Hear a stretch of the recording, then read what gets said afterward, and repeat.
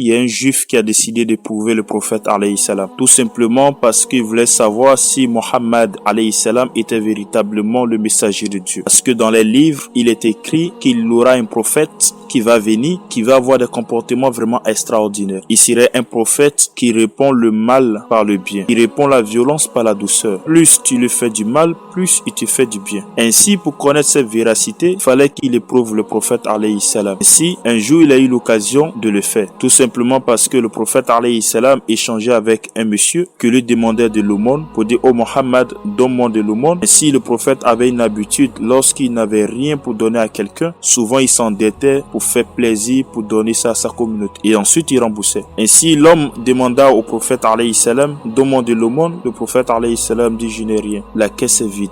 Il n'y a rien. Il n'y a plus d'aumône. Ainsi, le juif qui assistait à cette scène dit à Mohammed: oh Mohammed, si tu veux, je lui donne le crédit et tu me rembourses après, dans 3 jours. Alors le prophète dit: affaire conclue, j'accepte, et on donne l'aumône à le monsieur. Et avant les 3 jours, 2 jours après, le juif se présente devant Mohammed alayhi salam. Oh Mohammed, donne mon argent. Vous, la famille des Abdul Muttalib, vous ne payez pas les crédits. Pourquoi vous agissez ainsi? Et l'homme parlait avec violence, avec colère, jusqu'à ce qu'il attrapait le col du prophète alayhi salam. Il est serré. Ainsi, les compagnons qui étaient présents n'étaient pas contents. Et précisément, un grand compagnon qui s'appelle Omar ibn Khattab a dégainé son sabre et a fait sortir son épée pour dire: oh Mohammed, donne-moi l'ordre pour que je coupe sa tête. Oh messager de Dieu, donne-moi l'ordre. Je fais son affaire tout de suite. Et qu'est-ce que le prophète va dire? Est-ce que le prophète va dire: ouais Omar, fais-lui sa fête? Est-ce que le prophète alayhi salam va dire: ouais Omar, tu as raison, il n'a pas le droit de parler sur moi parce que je suis le messager de Dieu, c'est Allah qui m'a envoyé? Est-ce que le prophète va donner l'ordre à Omar d'exécuter ce monsieur? Non, le prophète va agir d'une autre manière. Le prophète alayhi salam va répondre à Omar ibn Khattab: Allah vous envoyait pour une miséricorde. Ne soyez pas Dieu envers les gens. Pourquoi tu me dis pas à moi, le messager, de donner son argent? Pourquoi tu me dis pas à moi, le prophète, donne son argent? Mais tu fais le contraire et tu grondes le monsieur. Ça moi tu devais dire: prophète, donne son argent. Ainsi, le prophète est en train de montrer à Omar que son comportement n'est pas juste. Que Omar ibn Khattab devait être juste, même si lui, il est le messager de Dieu. C'est pas parce que je suis le messager de Dieu que tu vas prendre ma défense et tu vas gronder ce juif-là. Non. Et c'est ce que le prophète alayhi salam enseignait à Omar ibn Khattab. Il dit: tu devais pas faire cela, tu devais dire à moi de payer son argent. Ainsi, le prophète donne l'ordre pour aller prendre de l'argent et donner ça aux juifs. Et on envoie une somme, on donne ça aux juifs. Et le prophète alayhi salam dit: envoyez encore 10 000.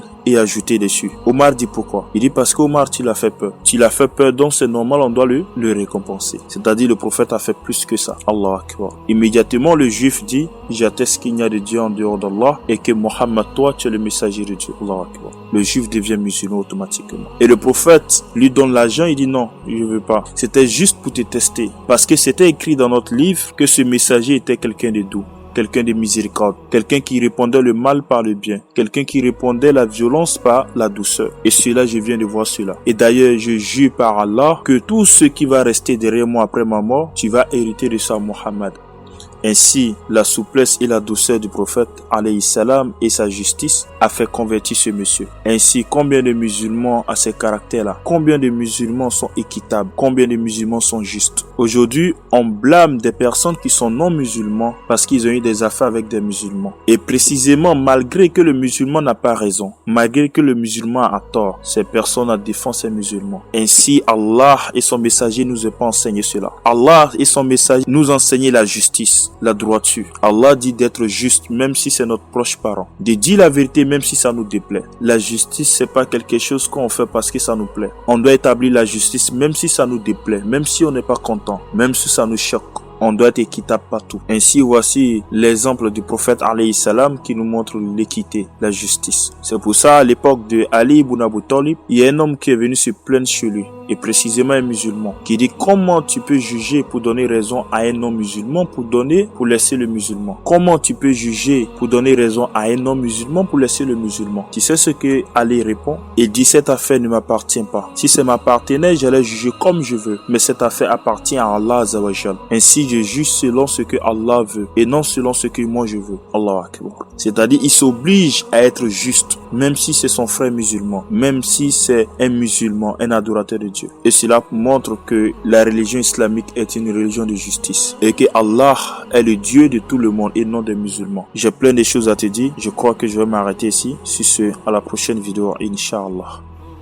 En vérité, je publie mes vidéos chaque vendredi et jeudi. Si tu as aimé la vidéo, n'oublie pas de t'abonner et à activer la cloche d'identification. N'oublie pas aussi à me laisser un commentaire, cela m'aidera beaucoup à connaître l'avis de l'utilisateur. Et partage la vidéo au maximum pour me soutenir. Sur ce, à la prochaine vidéo Inch'Allah.